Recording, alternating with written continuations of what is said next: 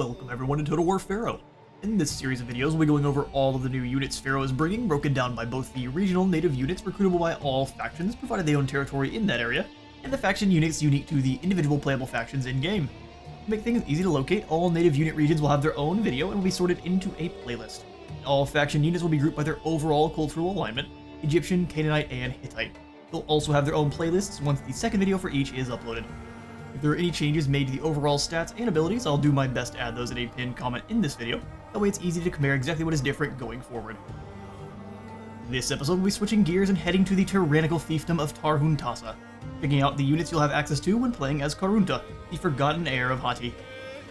Hittite factions are all about throwing hands in the most heavy armor they can find, and Karunta takes this to the absolute maximum, fielding entirely melee infantry. This god of the hunt won't be stalking up on you as much as Tom Cruise sprinting right at you with his gang of really angry boys. Let's get right into the pros and cons of the warriors of Hattusa. I like to start with the negatives you need to watch out for, and the first of those you'll notice here is a complete lack of missile infantry of any kind.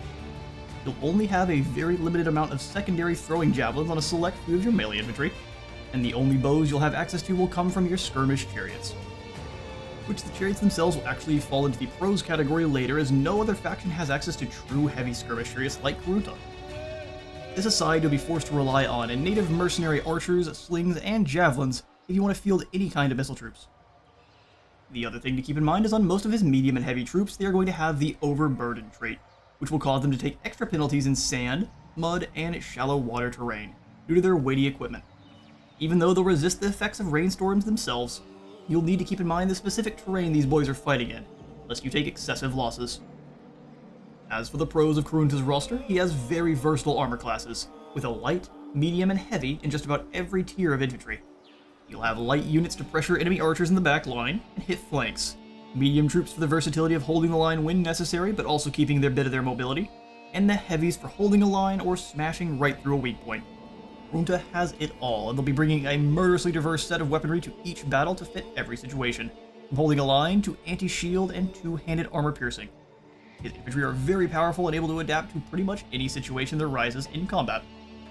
You'll also benefit from both the Storm Warriors trait, which is common amongst the lowlands of Hattusa, and will be providing a bit of resistance to the debuffs you deal with when fighting in the rain, storm, and thunderstorm weather, and the Mistwalkers trait, which provides stalk to your Kaskian soldiers provided there is fog.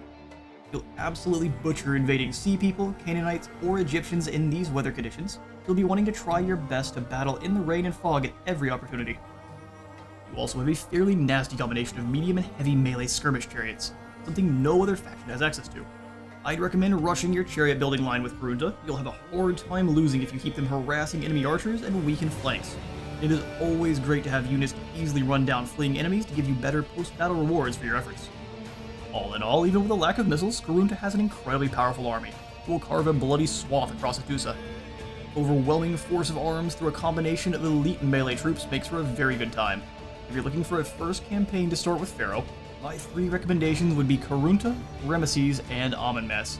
All three are going to have very different playstyles, enemy types, and campaign situations they're dealing with, all while having incredibly powerful armies that also play quite different from one another. But we are out of time for today. I'll let the units and their stat cards roll on through now. I have been Space Wizard Total War. Remember to leave a like for the light god and a sub for the sub zone. I'll see you all in the next one.